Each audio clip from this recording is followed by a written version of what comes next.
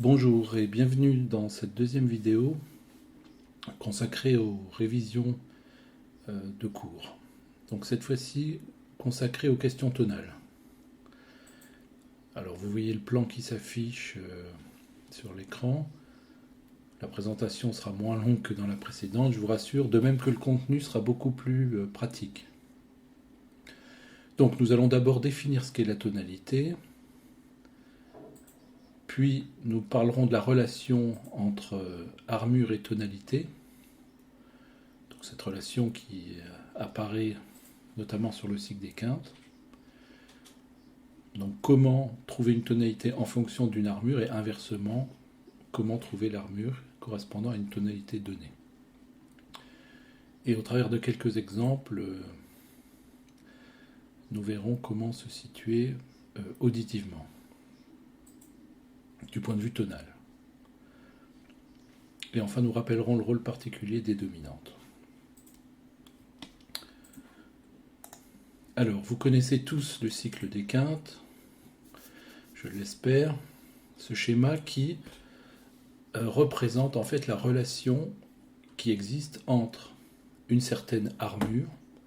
Donc nous voyons ici les armures, ici pour le monde des dièses, et ici pour le monde des bémols.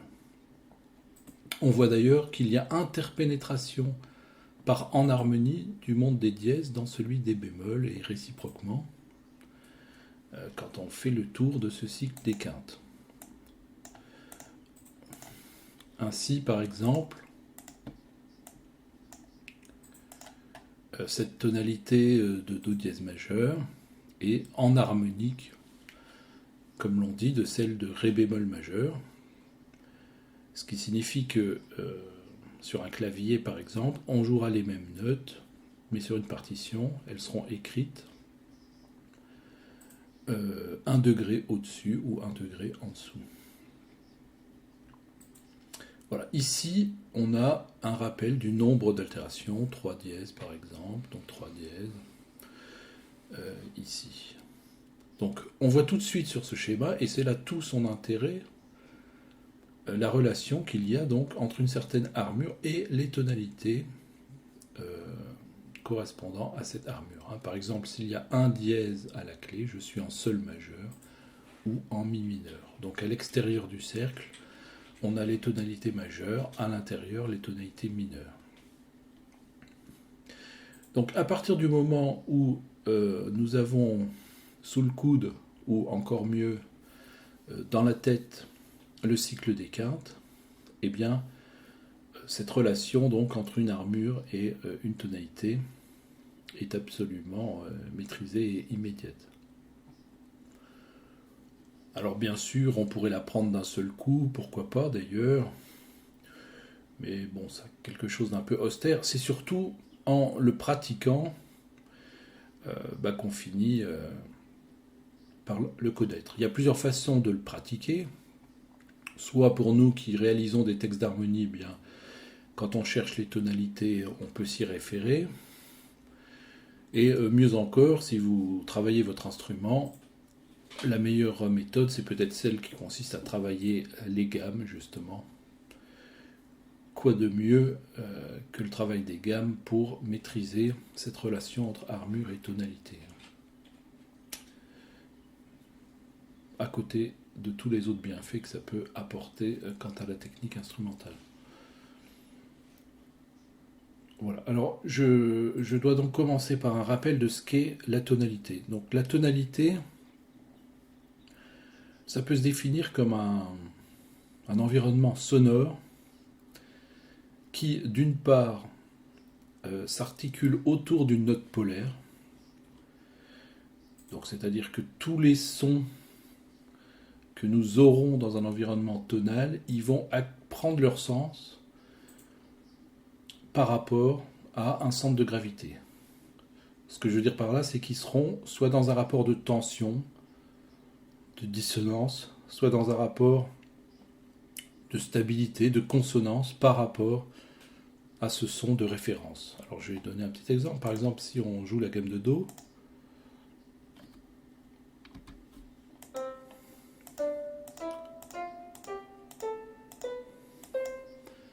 Alors, sur ce clavier, bon, c'est pas très facile de faire de la polyphonie, mais je peux voir par exemple que entre ce son et celui-ci, il y a beaucoup de tension.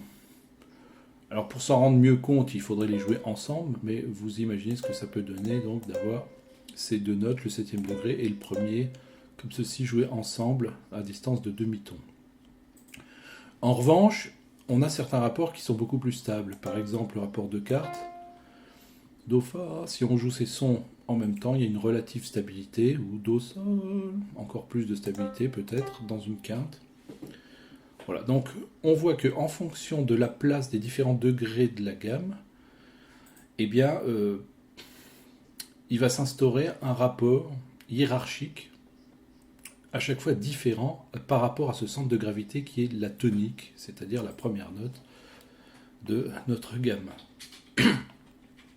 Et toutes les relations sonores qui vont s'établir dans un environnement tonal sont liées à ça, donc au rapport de ces différentes notes de la gamme par rapport à la tonique, et par voie de conséquence au rapport qu'il va y avoir au niveau des accords, toujours par rapport à cette tonique.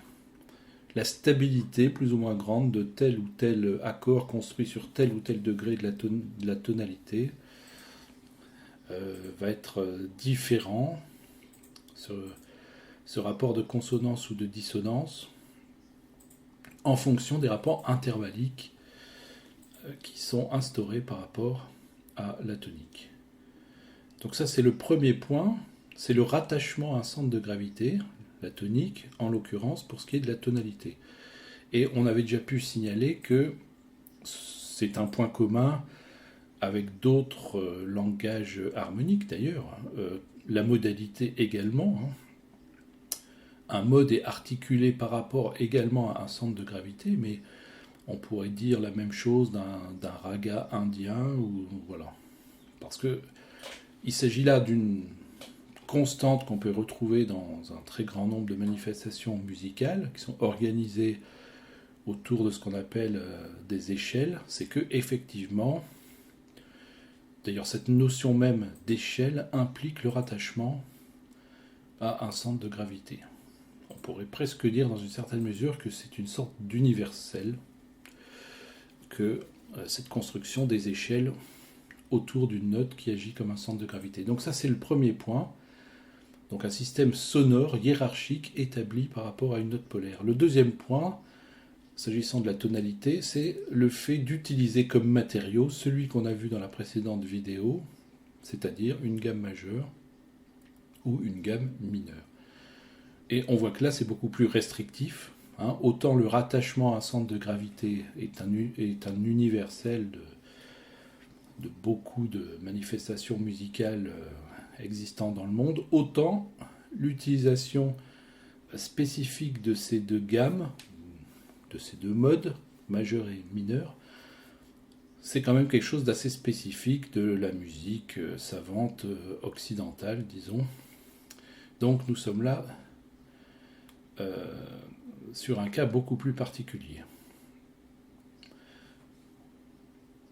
Voilà, donc faire de la musique tonale, c'est d'une part être à tout instant rattaché à un centre de gravité, qu'on entend facilement, on le verra tout à l'heure quand on abordera les aspects un peu plus pratiques, et d'autre part donc travailler sur ces deux gammes, la gamme majeure et la gamme mineure. Et s'agissant de l'harmonie tonale fonctionnelle, cet adjectif fonctionnel rajoute en quelque sorte une contrainte supplémentaire quant au fonctionnement de cette hiérarchisation sonore, c'est le fait de travailler sur l'enchaînement des degrés accords. On a vu dans la précédente vidéo que chaque degré de la gamme donne naissance à un accord, et bien l'harmonique tonale fonctionnelle va mettre en œuvre une syntaxe d'accords, une sorte de grammaire d'enchaînement de ces accords. Alors, grammaire qui n'est nullement bâtie sur un arbitraire, mais encore une fois sur les rapports de tension qui vont exister entre les accords entre eux et par rapport, tout ça, à ce centre de gravité qui est la tonique. Voilà, alors puisqu'on est là sur une vidéo qui a des aspects pratiques, la problématique, donc, ça va être d'une part de déterminer la tonalité en fonction d'une armure et d'autre part de pouvoir établir l'armure donc pour une certaine tonalité. Donc pour ce qui est de connaître les tonalités liées à une armure, le plus simple est évidemment le cycle des quintes. Voilà, puisqu'il suffit là d'aller lire tout simplement ce que l'on voit. Hein. Ainsi, s'il y a 4 bémols à la clé, je sais que je suis en La bémol majeur à l'extérieur du cercle ou en Fa mineur. Voilà. Dans le sens contraire, c'est à peine plus compliqué. Et je vais donner là une méthodologie vraiment que je vous incite à employer pour construire les gammes. Alors je vais faire exprès d'en prendre une pas forcément évidente, par exemple la gamme de Sol bémol majeur. En fait, pour construire une gamme, il suffit d'écrire les notes de cette gamme, donc tous les degrés, par exemple de Sol à Sol, s'il s'agit donc de la gamme de Sol bémol majeur, et d'appliquer ensuite l'armure que l'on voit ici dans le cycle des quintes. Donc pour Sol bémol majeur, ça va être C, Si bémol, Si, Mi, La, Ré, Sol, Do. Donc je n'ai plus, une fois que j'ai écrit mes notes, je n'ai plus qu'à appliquer mon armure, donc ici les Si bémol. Voilà. Alors évidemment, MuseScore ne l'entend pas de cette oreille, parce que au départ j'avais écrit des bécards. Donc évidemment, il faut les enlever pour que l'armure réellement s'applique. Voilà. Donc pour une gamme majeure, c'est très simple, j'écris toutes mes notes et je mets ensuite mon armure. Cette méthode a bien des avantages. Bon, déjà elle est rapide. Et l'autre avantage, c'est qu'on n'a pas besoin de faire des calculs savants de ton ou de demi-ton entre tous les degrés. La structure en ton et en demi-ton va découler directement de l'armure qui aura été choisie. C'est là tout l'avantage donc de maîtriser cette relation, bien sûr, entre l'armure et les tonalités. Alors, s'agissant du mode mineur, les choses sont à peine plus compliquées. Il faudra simplement penser à la question de la sensible, qu'il faudra donc hausser en écrivant la gamme. Puisque le cycle des quintes donne naturellement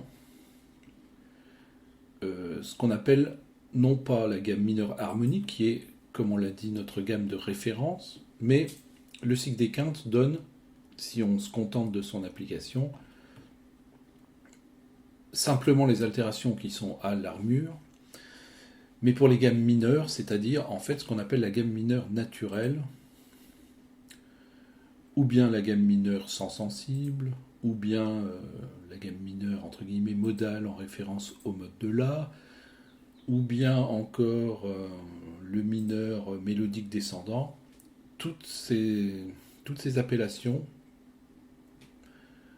sont en fait des synonymes et décrivent une gamme mineure dans laquelle donc le septième degré n'est pas à distance de demi-ton du premier degré de la tonique, mais à distance de ton.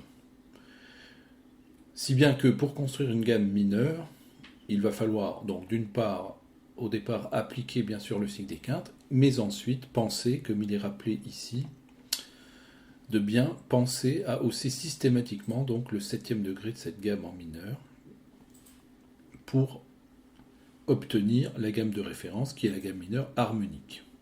Voilà. À moins donc que l'on veuille faire du mineur modal, c'est-à-dire avec 7e degré ABC, auquel cas on se contente des altérations du cycle des quintes. Donc, prenons un exemple. Si je veux faire la gamme de Ré dièse mineur, donc je vais appliquer l'armure qui est ici, qui est la même que celle de son relatif Fa dièse majeur, donc c'est-à-dire les 6 dièses qui sont ici. Voilà. Alors la méthode va être exactement la même. J'écris mes notes d'abord et j'applique mon armure. Ou bien j'applique l'armure tout de suite, c'est ce que je vais faire là d'ailleurs, parce que sinon MuseScore va pas être content, il va me mettre des bécards partout. Donc, il suffit de mettre l'armure, d'écrire mes notes. C'était la gamme de Ré dièse mineur. Donc j'écris tout simplement Ré, Mi, Fa, Sol, La, Si, Do, Ré.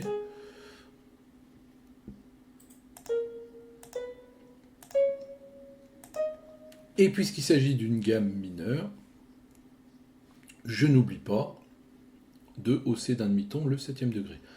Alors, lorsqu'on fait cette opération, il faut prendre quelques précautions parce qu'il faut bien prendre acte de ce qu'est la note au départ. C'est-à-dire que dans cette gamme, par exemple, de Ré dièse mineur, notre Ré est déjà dièse.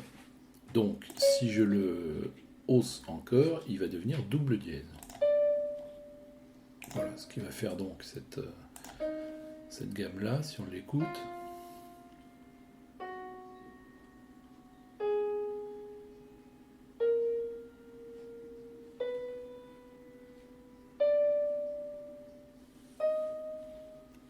On va l'écouter un peu plus vite pour avoir un peu mieux conscience des rapports entre les sons.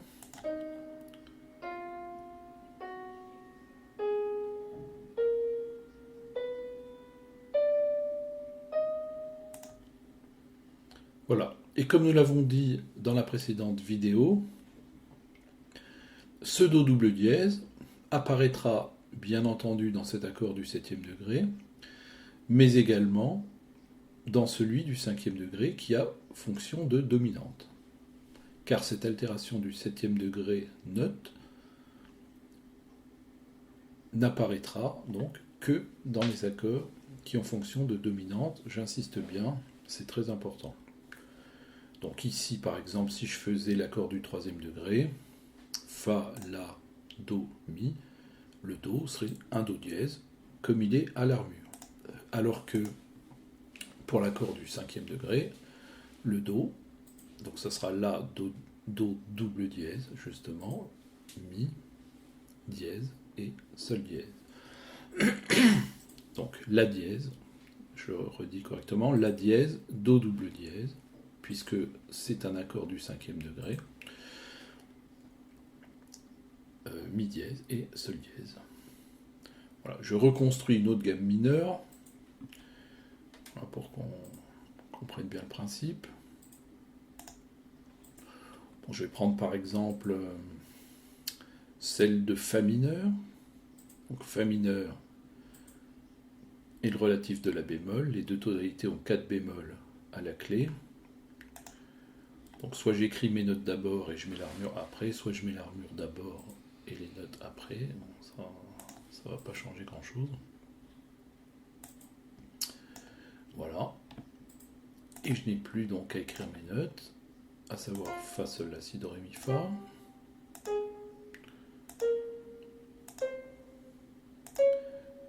Mais je sais que en l'état, ce que j'obtiens, c'est la gamme naturelle, non pas la gamme mineure harmonique, qui est notre gamme de référence pour la musique tonale. Donc, je dois bien penser, comme il est rappelé dans le cycle des quintes, à hausser mon 7e degré, puisqu'il s'agit d'une gamme mineure. Donc le 7e degré de Fa mineur, c'est le Mi. Je prends acte de ce qu'il est au départ. Évidemment, je dois garder à l'esprit les altérations constitutives qui sont indiqué par mon armure. Donc j'ai bien ici à la base un mi bémol, mais donc puisqu'il s'agit de la note au sein de l'accord du 7e degré, eh bien je la hausse d'un demi-ton, ça va donc faire un mi bécard. Voilà. Et ce même mi bécard apparaîtra également ici dans l'accord que je construirai en empilant mes tierces sur l'accord du 5e degré. Et non pas sur les autres. Voilà. Donc ça c'est pour l'utilisation du cycle des quintes.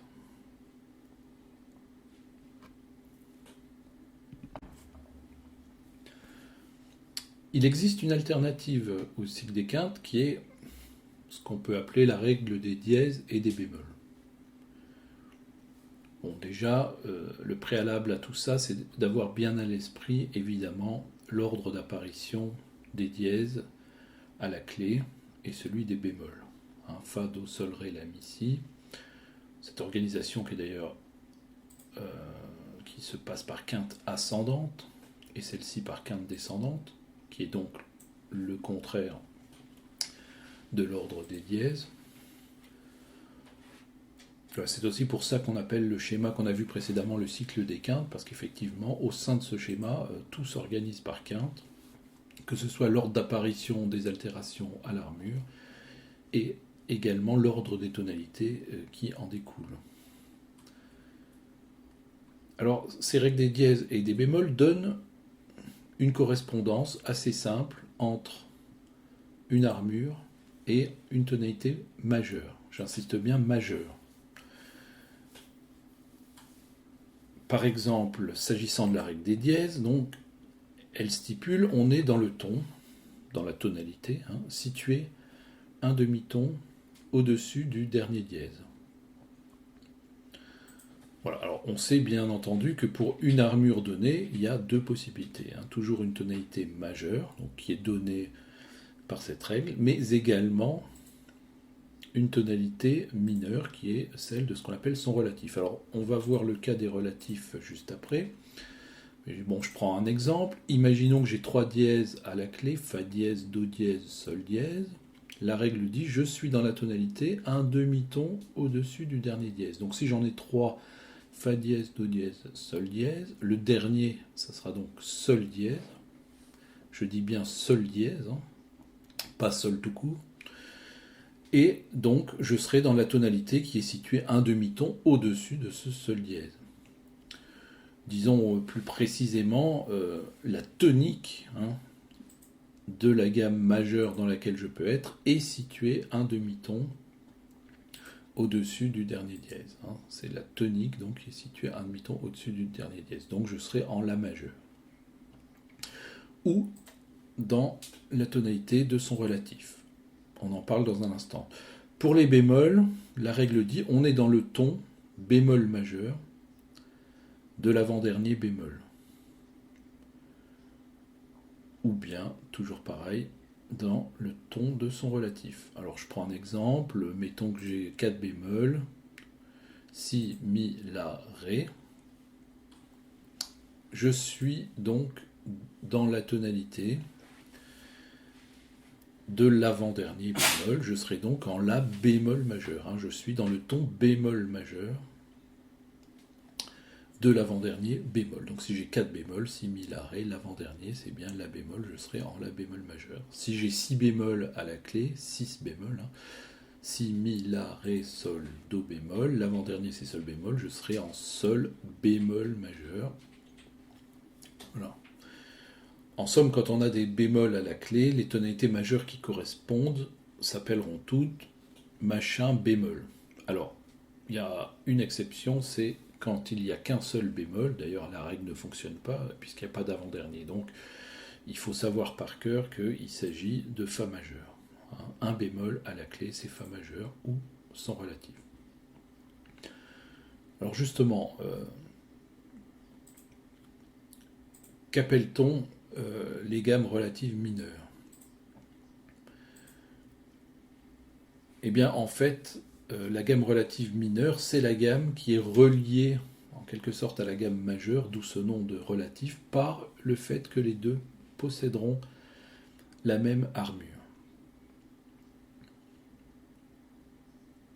Voilà, je vais lire ce qui s'affiche là. Donc, l'application des règles que nous venons de voir donne la correspondance entre une armure et une tonalité majeure associée à cette armure. Mais toutefois, donc pour une même armure, il existe deux possibilités tonales. Donc, soit cette tonalité majeure, ou bien ce que l'on appelle sa relative mineure. Ces deux tonalités sont dans un rapport de tierce mineure, à savoir que la tonique de la gamme mineure se trouve une tierce mineure en dessous de la tonique de la gamme majeure. Donc, exemple, si j'applique ma règle des dièses, et donc si par exemple il y a deux dièses à la clé, Fa dièse et Do dièse, je suis dans la tonalité majeure qui est un demi-ton au-dessus de ce dernier dièse. Donc un demi-ton au-dessus de Do dièse, ça sera Ré majeur. Donc s'il y a deux dièses à la clé, je suis en Ré majeur, ou bien dans la tonalité de son relatif, qui est une tierce mineure en dessous, au niveau des toniques, hein, n'est-ce pas? Donc une tierce mineure en dessous d'un Ré. Donc ça va donner ainsi. Ou bien si s'il y a 6 bémol à la clé, Si, Mi, La, Ré, Sol, Do, je suis en Sol bémol majeur, ou dans le ton de son relatif mineur, donc les toniques, là encore, seront dans un rapport de tierce mineure descendante. Donc la relative mineure de Sol bémol, c'est Mi bémol mineur. Alors, dans un cas comme celui-ci, il faut bien faire attention si on résonne sur un clavier, hein, par exemple. C'est-à-dire que là, bon, je pense à mon Sol bémol majeur, je descends mes trois demi-tons, voilà, et je me retrouve sur cette note. Alors cette note, je peux aussi bien l'appeler Ré dièse que Mi bémol en harmonie. C'est là où la connaissance des intervalles est quand même très importante, parce que le rapport doit être un rapport de tierces, n'est-ce pas? Autrement dit, la note doit s'appeler Mi et non pas Ré, parce que si c'était Ré, Ré, Mi, Fa, Sol, ça ferait une quarte. Hein. Ré, Sol, c'est une quarte. Donc voilà pourquoi la note s'appelle forcément Mi bémol. Hein. Si la tonique majeure est Sol bémol, la tonique du relatif mineur donc s'appellera Mi bémol mineur. De toute façon, c'est bien normal, car si nous étions en Ré dièse mineur, nous n'aurions pas évidemment tous ces bémols à la clé, mais des dièses, hein, bien entendu. Voilà. Alors, c'est vrai qu'une bonne connaissance de ces règles permet de s'affranchir du cycle des quintes et d'assimiler ce cycle des quintes petit à petit par l'application des règles. Voilà, je reviens au plan. Donc, en principe, maintenant, nous savons trouver une tonalité en fonction d'une armure, soit en utilisant le cycle des quintes, soit en utilisant les règles de correspondance entre armure et tonalité, et inversement.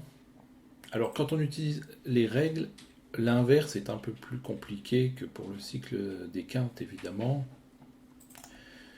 Par exemple, si je cherche l'armure du ton de Mi majeur. Alors déjà, je dois considérer que ma tonalité s'appelle Mi majeur et non pas Mi bémol majeur.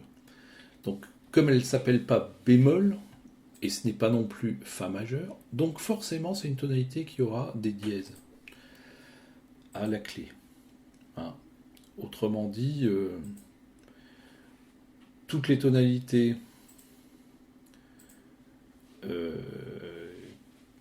qui ne s'appellent pas quelque chose bémol majeur et qui ne s'appelle pas non plus Fa majeur ou Do majeur, bien entendu, qui n'a rien à la clé. Autrement, toutes les autres, ce seront des tonalités qui auront des dièses à la clé. Donc Mi majeur, comme c'est pas Mi bémol majeur, il y aura forcément des dièses à la clé. À partir de là, je sais j'applique ma règle des dièses qui dit je suis dans la tonalité dont la tonique est un demi-ton donc plus haut que le dernier dièse. Donc puisque ma tonique est mi dans mon exemple, mon dernier dièse sera un demi-ton en dessous. J'applique la règle à l'envers. Donc si ma tonique est mi, mon dernier dièse est nécessairement donc un demi-ton en dessous, donc ça sera ré dièse. Donc je sais qu'en mi majeur, j'aurai 4 dièses.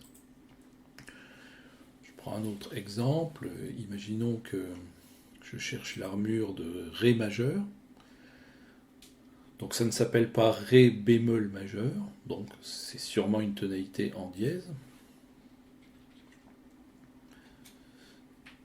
Enfin, ça ne s'appelle pas ré bémol majeur, ni fa majeur, ni do majeur, donc c'est certainement une tonalité en dièse. Puisque ré est ma tonique, eh bien l'application de la règle me dit que le dernier dièse sera un demi-ton en dessous de cette tonique, c'est-à-dire un do dièse. Donc en ré majeur, j'aurai bien 2 dièses à la clé. Alors pour les bémols, c'est un peu pareil. Dès qu'une tonalité s'appelle quelque chose bémol, par exemple ré bémol majeur, eh bien je sais qu'elle sera en bémol forcément, enfin qu'il y aurait une armure en bémol. Et j'applique ma règle, elle dit on est dans le ton bémol majeur de l'avant-dernier bémol. Autrement dit, si je suis en ré bémol majeur, ce ré bémol sera mon avant-dernier bémol. Donc, au total, il y aura 5 bémols à la clé, si mi, la, ré, sol, de telle sorte que donc le ré bémol soit bien l'avant-dernier bémol. Bon, il faut quand même connaître ces deux cas particuliers. Fa majeur, donc un seul bémol à la clé, et do majeur, bien entendu, rien à la clé. Alors si à l'aide de ces règles, je veux chercher l'armure d'une tonalité mineure, ça va être un petit peu plus compliqué parce que les règles donnent les correspondances, mais uniquement avec les tonalités majeures. Autrement dit, si je pars d'une tonalité mineure, par exemple, je veux chercher l'armure de fa dièse mineur, donc c'est une tonalité mineure, je dois commencer par chercher son relatif majeur. Puisque les règles ne fonctionnent qu'avec les relatifs majeurs, je suis obligé de passer par cette étape supplémentaire. Donc j'étais parti de fa dièse mineur, je veux trouver l'armure de cette tonalité, je passe par son relatif majeur, ça veut dire que la tonique de ce relatif majeur sera une tierce majeure au-dessus, puisque la relative mineure est une tierce mineure, j'ai bien dit mineure j'espère, sinon c'est un lapsus, donc une tierce mineure au-dessus, pour trouver la tonalité majeure en partant de la tonalité mineure, et vice versa, donc une tierce mineure en dessous pour trouver la tonalité mineure quand on a une tonalité majeure. Donc là dans mon exemple je pars d'une tonalité mineure, je ne peux donc pas trouver directement avec les règles la tonalité, puisque les règles fonctionnent, comme on l'a dit, uniquement pour les tonalités majeures, donc je dois passer par le relatif majeur. Le relatif majeur de fa dièse, donc sa tonique sera une tierce mineure au-dessus de fa dièse, donc 3 demi-tons plus haut, et les notes étant dans un rapport de tierces, fa, sol, la, donc ça va s'appeler la majeure. 3 demi-tons plus haut qu'un fa dièse, je tombe sur la. Donc maintenant que j'ai ma tonalité majeure, je peux appliquer les règles. Ma tonalité s'appelle la majeure, elle ne s'appelle pas la bémol majeur, donc c'est vraisemblablement une tonalité en dièse. Et donc j'applique la règle, on est dans le ton situé un demi-ton au-dessus du dernier dièse, donc en conséquence, le dernier dièse sera un demi-ton en dessous de ce la majeur, donc il y aura fa dièse, do dièse, sol dièse à la clé. Je refais un petit exemple parce que je crois que c'est pas superflu. Imaginons que je cherche l'armure de la tonalité de mi mineur. Comme c'est une tonalité mineure, je dois passer donc pour appliquer mes règles par le relatif majeur. Je monte d'une tierce mineure à partir d'un mi. J'arrive sur sol. Je vérifie que les notes sont bien dans un rapport de tierce. Mi, fa, sol, 1, 2, 3. Effectivement, le nom des notes est bien dans un rapport de tierce. Donc le relatif de mi mineur est sol majeur. Et je sais que cette tonalité de sol majeur, cette tonique plus précisément de sol majeur, est un demi-ton au-dessus du dernier dièse. Donc sol, c'est un demi-ton au-dessus du dernier dièse, donc forcément le dernier dièse sera fa dièse. Voilà, donc on le voit, c'est un peu plus compliqué. J'applique également ces règles pour une tonalité mineure. Par exemple, je veux chercher l'armure de si bémol mineur. Alors je dois passer, comme on l'a dit, par le relatif majeur, ça ne change pas. Je monte de 3 demi-tons, j'arrive sur ré bémol, je vérifie que les notes sont bien dans un rapport de tierce, si do ré. Donc le relatif majeur de si bémol mineur, ça sera ré bémol majeur. Après j'applique mes règles. Ré bémol majeur, je sais que donc ré bémol c'est mon avant-dernier dièse. Donc mon armure sera si, mi, la, ré, sol. Je refais un dernier. Je cherche l'armure de sol mineur. Je monte d'une tierce mineure. J'arrive sur si bémol. Donc ma tonalité s'appellera si bémol majeur. Comme c'est une tonalité en bémol, je sais qu'il y aura des bémols à la clé. Donc j'applique la règle des bémols, qui dit on est dans le ton bémol majeur de l'avant-dernier bémol. Donc si mon relatif majeur est si bémol, eh bien j'aurai à l'armure si et mi. Donc je serai dans le ton de l'avant-dernier bémol. Voilà. Donc tout ça c'est pour les questions de construction de ces gammes.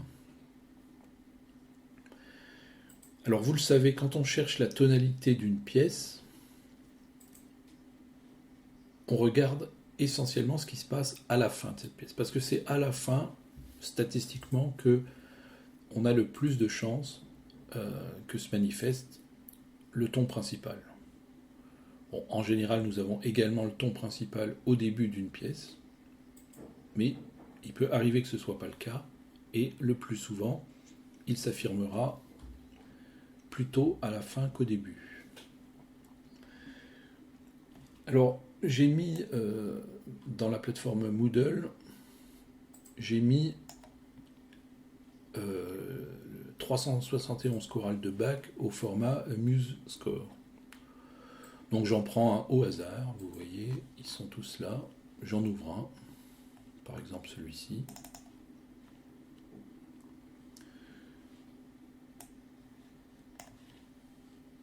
Voilà.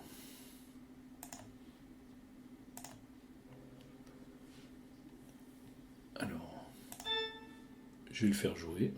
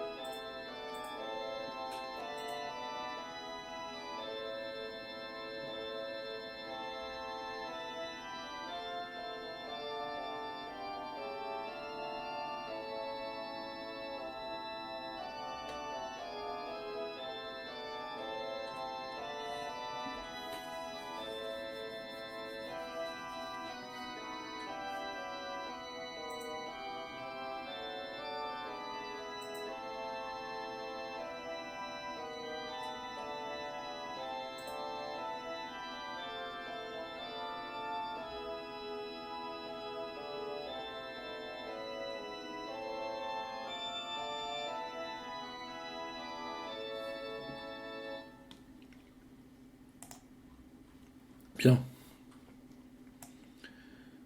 Alors, pour établir la tonalité d'une pièce, on a dit on s'intéresse principalement à la dernière phrase de cette pièce. Donc la dernière phrase, la voici ici. Donc sol, la, si, do, ré, si, la.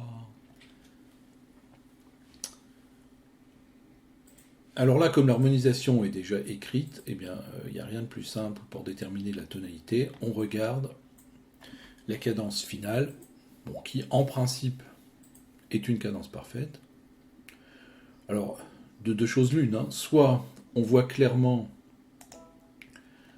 ce rapport de quinte descendante, bon, qui est caractéristique bien évidemment de la cadence parfaite, donc avec le cinquième degré chiffré 5 ou 7 plus, enfin en tout cas à l'état fondamental, et le premier degré lui-même à l'état fondamental. Mi, la. Bon, on a ce mouvement de cadence parfaite qui signe évidemment le ton de la mineur. Alors la mineur, même si on constate ici la présence d'une tierce picarde, qui ne change pas véritablement la tonalité, hein, qui n'est que la majorisation de l'accord final d'une pièce, mais la tonalité restant, bien sûr, globalement, en tout cas celle de la mineure. Donc de deux choses une, soit il y a une cadence parfaite avec ce mouvement caractéristique, hein, soit de quinte descendante ou de quarte montante, bon, ce qui exprime la relation 5 à l'état fondamental, 1 à l'état fondamental. Si jamais on ne voyait pas ce mouvement de cadence parfaite, le cas le plus probable serait qu'on termine sur la dominante. Donc on verrait qu'on s'arrêterait comme ceci sur un mi, et on aurait d'ailleurs une sensation évidemment de quelque chose de suspensif et non pas de conclusif. Bon, c'est quand même les deux cas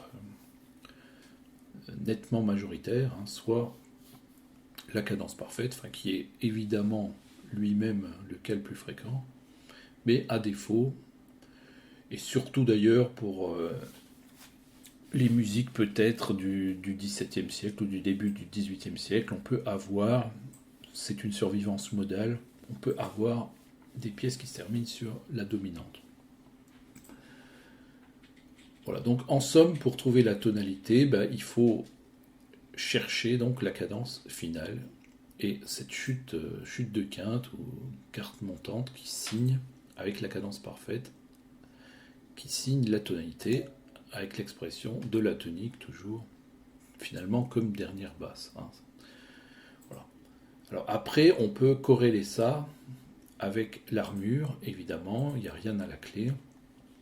Donc on est en Do majeur ou en La mineur. Donc là, clairement, on est en La mineur, n'est-ce pas? Voilà, j'en ouvre un autre au hasard.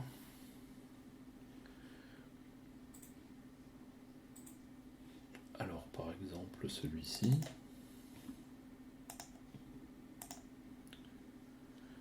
Voilà. Alors, je vais directement à la fin. Je cherche ma cadence parfaite. Bon, c'est assez clair. Fa, si. Donc, ma tonique est si. Mon armure comporte 2 dièses qui me dit que je suis en Ré majeur ou en Si mineur. Bon, je suis très probablement donc ici en Si majeur. On remarque là encore la présence de la tierce picarde avec le Ré dièse.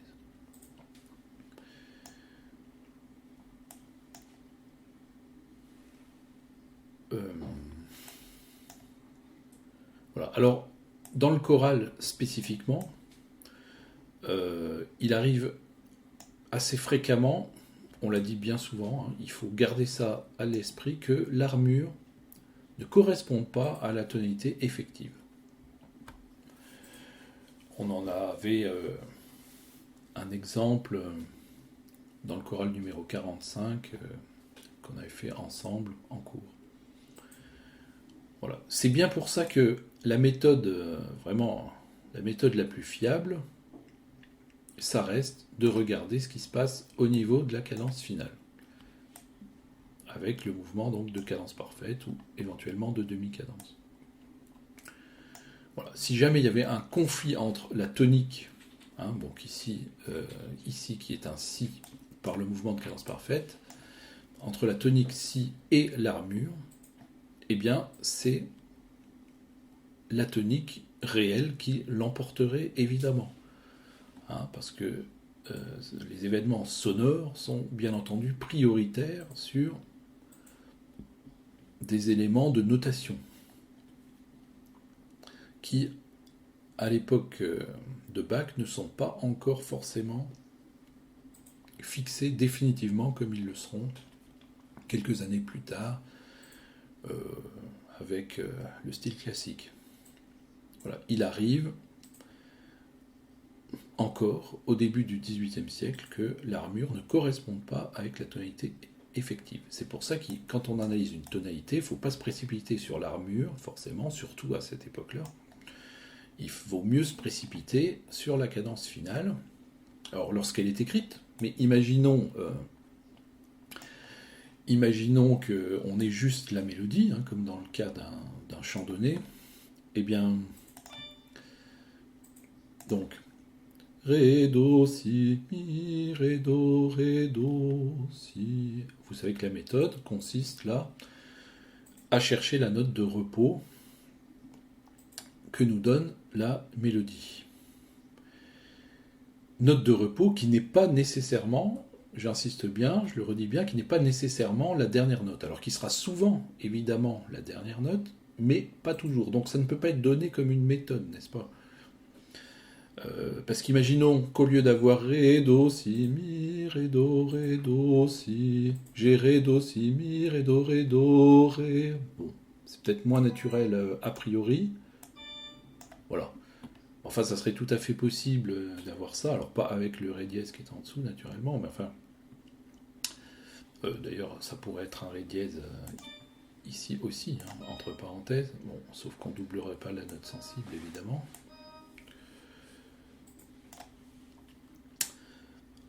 Voilà. Donc cette fois-ci, j'aurai Ré, Do, Si, Mi, Ré, Do, Ré dièse. Je vois bien que ce Ré dièse ne serait pas stable. Ré dièse, Do, Si. C'est le Si toujours qui donne le repos. Donc quand on cherche une tonalité à partir d'une mélodie, on s'occupe principalement de la dernière phrase du morceau. Enfin, quand on cherche la tonalité globale du morceau, on s'occupe de la dernière phrase en particulier, et on cherche la note qui donne le repos. Cette note n'étant pas toujours, évidemment, la dernière note, comme ici, avec cette modification. Je sens bien que le Ré dièse n'est pas la note de repos. Ré, Do, Si, Mi, Ré, Do, Ré dièse, Ré. Alors quand on ne trouve pas la note de repos, on peut descendre la gamme, on descend tous les degrés jusqu'à ce qu'on sente une note beaucoup plus stable. Ré, Do, Si. Bon, là je sens que effectivement le Si est beaucoup plus stable que le Ré. Voilà, je prends un autre texte au hasard, par exemple celui-ci. Bon, si jamais le texte est déjà harmonisé, je regarde donc la basse, je détecte tout de suite ce mouvement de quinte montante ou quinte descendante. Je reconnais donc un mouvement de cadence parfaite au travers de ce mouvement, et ma tonique est donc très vraisemblablement Sol. Je regarde dans un deuxième temps mon armure qui me dit que je suis en Sol majeur ou en Mi mineur, donc je vais opter logiquement pour Sol majeur. Si nous n'avions qu'un chant donné, je chante ma dernière phrase. Ré, Do, Si, La, Sol. Je vois bien que le Sol donne le repos. Il n'y a pas d'autres notes Sol, Fa, Mi, Ré, Do, Si, La, Sol. Enfin, il n'y a pas d'autres Sol qui donnent plus le repos que ce Sol. Donc, auditivement, en partant du soprano, là aussi, je vois que ma tonalité est Sol majeur. J'essaye encore un autre texte, par exemple celui-ci. Voilà. Je regarde la fin. Encore une fois, je vois ce mouvement de cadence parfaite. La Ré, j'en déduis que ma tonique c'est Ré. Je regarde mon armure qui me dit Ré majeur ou Si mineur, donc vraisemblablement Ré majeur. Si je n'avais que le soprano, je chante mon soprano. Ré, do, si, la, sol, fa, mi, ré. Bon, c'est carrément la gamme descendante. Je sens bien que le ré donne le repos. Le ré est donc ma tonique. Ah, donc on voit que c'est, en général, c'est très simple de déterminer la tonalité principale d'une pièce.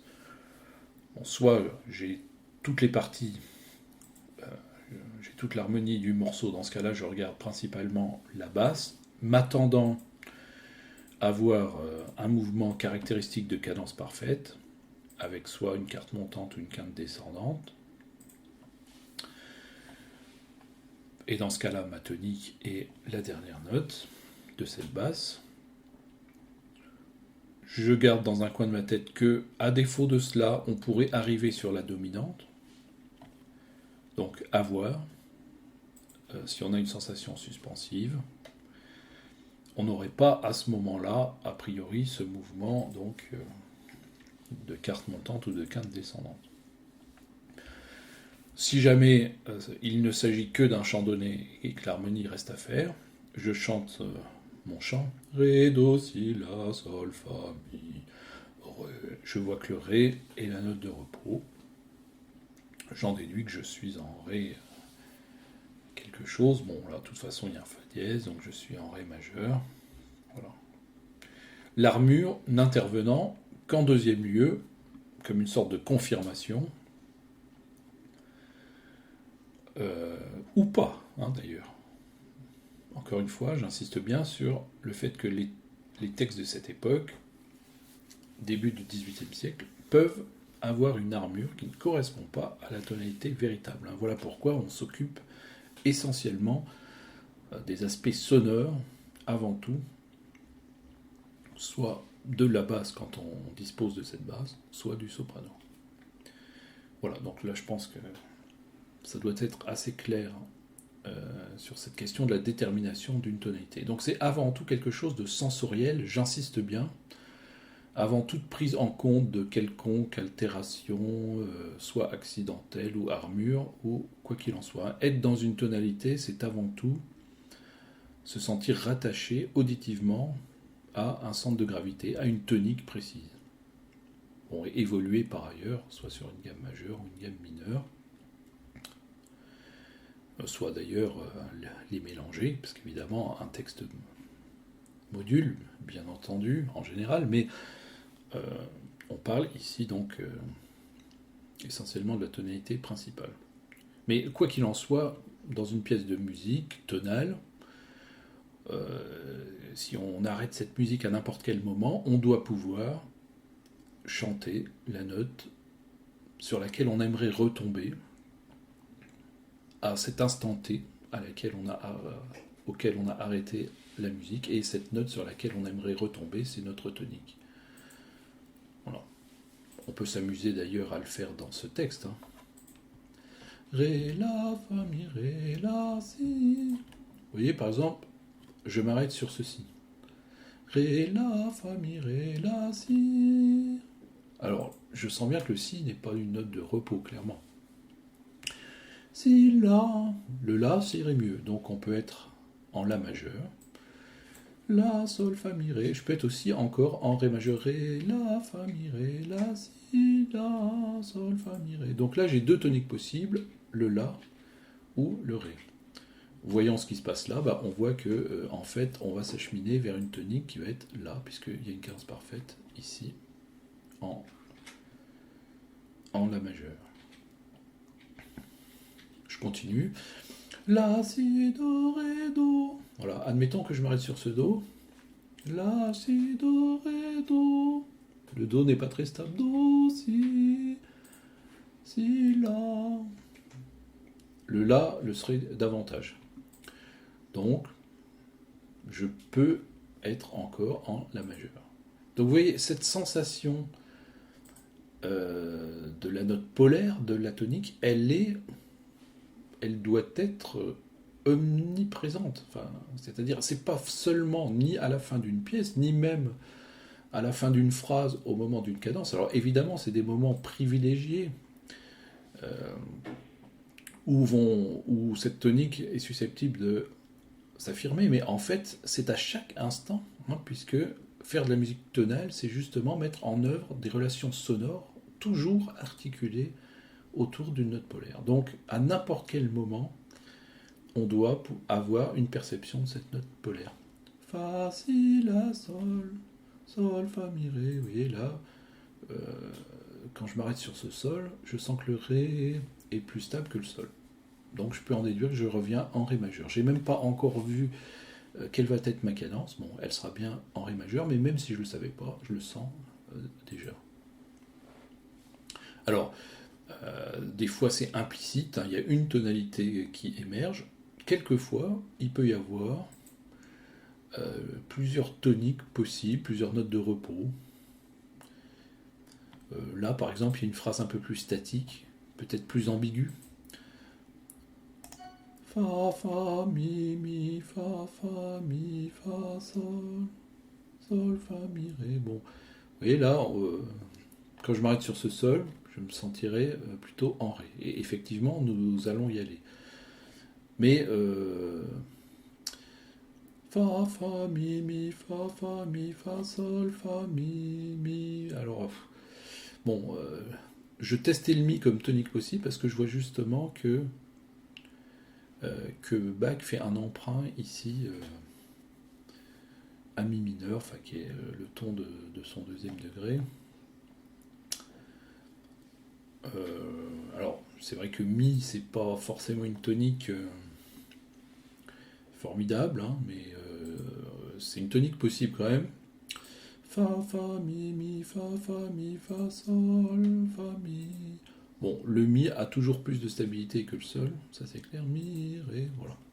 Enfin, de toute façon, ça n'est qu'un emprunt. Hein. La tonalité qui va s'affirmer, c'est bien celle de ré. Et c'est effectivement, si je m'arrête sur sol, je sens que mon centre de gravité, c'est quand même avant tout plutôt ré que mi. Voilà. Donc je vous incite à vous entraîner sur tous ces chorales-là. Alors vous pouvez dans MuseScore masquer toutes les parties ou les effacer, ne garder que les parties de soprano, les chanter et tester à différents moments en vous arrêtant dans la mélodie. Chercher les notes de repos possibles, les toniques possibles. Et ça vous dira à tout moment en quelle tonalité nous sommes. Et sur toute musique que vous écoutez, à tout moment, vous écoutez une musique, vous vous demandez, tiens, sur quelle note j'aimerais retomber à ce moment-là. Voilà. C'est comme ça qu'on développe ce qu'on appelle le sentiment tonal, hein, c'est-à-dire cette sensation d'être attaché toujours à un centre de gravité sonore. Voilà. Alors pour terminer cette vidéo, il faudrait parler du rôle des dominantes. J'en dirai juste un mot ici. On reviendra sur cette importance des dominantes dans les textes modulants.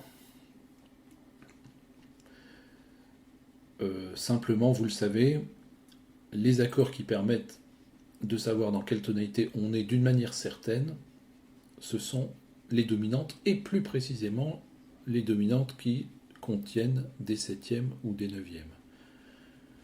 Hein, quand j'ai l'accord, par exemple, Sol, Si, Ré, Fa, toute note étant bécard, Sol, Si, Ré, Fa, cet accord, je peux écrire tous mes accords de toutes mes tonalités. Ce Sol, Si, Ré, Fa, je ne le trouverai que comme cinquième degré de Do majeur ou de Do mineur. Donc, quand je vois cet accord, qui est une septième de dominante, hein, alors pourquoi c'est une septième de dominante? Déjà, il en a la structure, Sol, Si bécard, Ré, Fa, tierce majeure, quinte juste, septième mineur. Eh bien, la seule audition ou la seule vision de cet accord me dit que je suis en Do. Que c'est une dominante en tout cas. Voilà. Que c'est une dominante. Alors, pourquoi c'est une dominante? À cause de cette structure bien particulière, tierce majeure, quinte juste, septième mineur. Je reconnais que c'est une dominante. Donc dominante implicitement, ça veut dire que je suis sur un cinquième degré. Donc le sol, dans cet exemple, sol, si, ré, fa, c'est mon cinquième degré, et ma tonique est une quinte en dessous, donc ça sera do. Alors par contre, je ne sais pas à ce stade si c'est do majeur ou do mineur, mais je sais que ma tonique est do. Bon, c'est déjà énorme. Si je rajoutais une tranche dans mon accord, sol, si, ré, fa, la, une neuvième, soit c'est un la bécard, et à ce moment-là, je pencherai pour do majeur, parce que c'est bien dans la gamme de do majeur qu'il y a des la bécard, soit c'est un la bémol, et je pencherai pour la gamme de do mineur. Alors, a priori, bien sûr, parce que comme on le sait, on l'a vu dans la précédente vidéo, mais il arrive que la neuvième soit empruntée au mode mineur, même quand on est en majeur. Mais donc, retenons que quand on a une septième de dominante au minimum, voire une neuvième, eh bien, on connaît notre tonique, voire on connaît, dans le cas de la neuvième, même éventuellement la tonalité précise entre les deux homonymes possibles. Voilà, ce sont les seuls accords qui fonctionnent comme ça. Mais il faut qu'il y ait au moins 4 sons dans l'accord, parce que si j'ai sol, si, ré, eh bien, c'est de nouveau un accord mixte. Hein. Ça peut être effectivement le cinquième degré de do, ça peut être aussi le premier de sol majeur, ça peut être le quatrième de ré majeur, enfin, ça peut être beaucoup de choses. Mais à partir du moment où je rajoute le fa bécard, ça n'est plus qu'une chose. C'est une dominante, forcément, de par sa structure. Tierce majeure, quinte juste, septième mineure. Et ça me renvoie donc à la tonalité qui est une quinte en dessous de la fondamentale de cet accord. Donc si la fondamentale est sol, je suis en do. Voilà, c'est très important ce rôle des dominantes, en particulier dans les pièces dont l'harmonie est très complexe. Les dominantes sont comme des bouées de sauvetage auxquelles on se raccroche et qui permettent de reconstituer le plan tonal de ces pièces. Voilà, ça fera peut-être l'objet d'une vidéo ultérieure. Eh bien merci, on en reste là pour cette fois-ci. Et donc à bientôt pour la troisième vidéo de cette révision de la partie de cours.